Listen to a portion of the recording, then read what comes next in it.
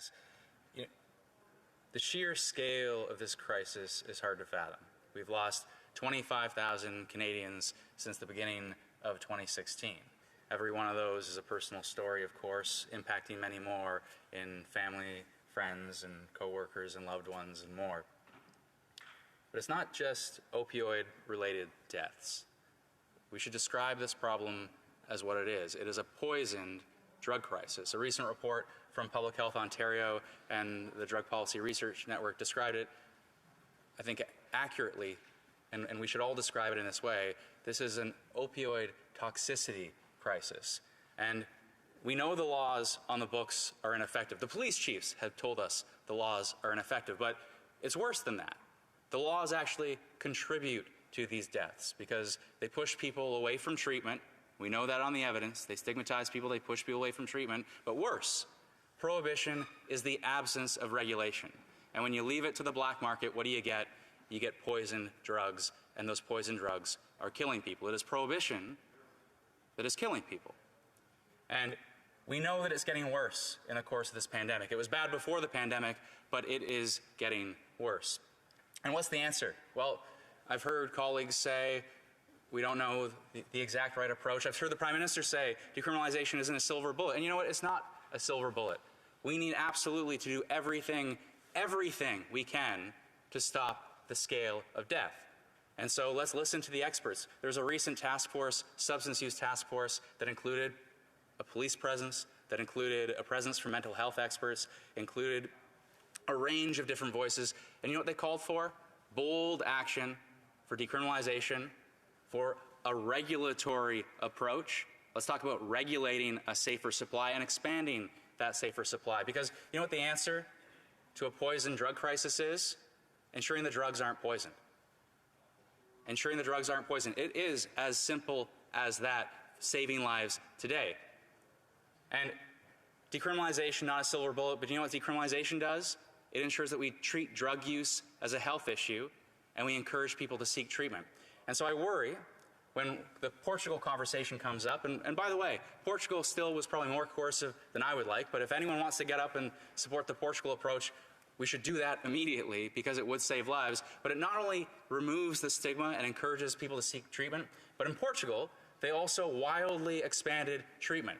And that's also what we have to do, but we don't do it in steps, not when so many people are dying. We do it all at once. So if we want to talk about Portugal, and I would push back a little bit on my Conservative colleagues, because I would say Portugal decriminalized and they rapidly expanded treatment at the same time because they were facing a crisis. And you know what we need to do? At the same time, rapidly expand treatment options. There's $500 million promised in the platform that builds off $150 million from a previous parliament. We need to deliver that money in the budget and make sure it's evidence-based treatment. But that should go hand in hand with removing ineffective, not my words, the words of police chiefs, ineffective criminal laws that push people away from that very treatment we want to provide. And we need a safer supply because it is a poisoned drug crisis that is killing people. And don't listen to me, listen to CAMH, listen to the police chiefs, listen to the experts on the substance use task force, listen to every single expert who has looked at this issue with any seriousness to say what we are doing is killing people. Let's do something differently. And yes, let's do it all at once. This level of a crisis demands that we do everything we can all at once to save lives. Questions and comments. The Honourable Member for Erskine-Smith. Thank you, Madam Speaker, and thank you to my colleague from Beaches East York for his comments and his powerful remarks. I've been deeply moved by the stories that the constituents of Northwest BC have shared with me. Heartbreaking stories about the loss of their loved ones, and particularly stories from parents who've lost their children. And they plead with me that we do something immediately in this House. And I heard that urgency in my colleague's remarks. My colleague, the member for Courtenay-Alberni, has brought forward a bill that will come forward in this Parliament very soon for debate. And it represents some of the very solutions that my colleague has outlined in his remarks. My question to him, because I can't imagine that he doesn't support my colleague's bill. What will he do to work with us to build unity in this House and pass this bill immediately, as soon as possible? The honourable member for Beaches East York. Well, thanks, Madam Speaker, and thanks to the member for the question. I've jointly seconded that bill. I will happily support that bill. I will support any legislation that moves us closer to a safer supply, that moves us closer to an evidence-based approach that treats drug use as the health issue that it is. We don't treat gambling addiction with the criminal law. We don't treat alcohol addiction with the criminal law, yet we think a different substance, an illicit substance that is only illicit, by the way, because of past, I would say, racist policies directed at particular communities, if you track back the history in this country. But we treat different levels of addiction very differently. And so I'm happy to support that bill. But fundamentally, we need this government to put more dollars on the table, and we need provinces to take those dollars and to follow the evidence. Honourable member for Foothills. Madam Speaker, and I want to thank my colleague. And as he said, we've had lots of discussions about this, and I certainly appreciate his passion. But many of the members in this House continue to mislead a bit on the comments by the Association of the Chiefs of Police of Canada when they talk about their support for decriminalization.